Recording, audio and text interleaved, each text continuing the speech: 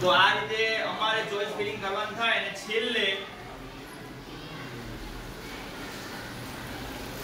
જો આ પ્રકારે તમે એ શાળાઓ પસંદ કરી શકો કે ભાઈ આને પહેલા મેરિટ સ્કોલરશિપ માં રાખ્યું, પછી આ રાખી, પછી આ રાખી, પછી આ રાખી, બરોબર? એ પ્રકારે બધી તમે જેટલી પણ કરવી હોય તો તમે કરી શકો છો. અને એ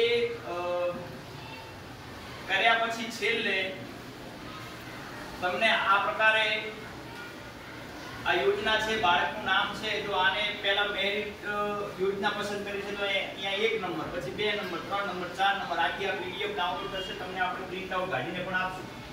પણ હવે તમારો વિષય છે, અમારે ડાયરેક્ટ એમને તમને પૂછ્યા વગર કરી ના દેવાય, બરોબર? તમારે જે યોજનામાં લાભ લેવો હોય એ તમે મને લઈ શકો છો, તમે મને કહી શકો છો, આપણે એ પ્રમાણે કરી દઈશું.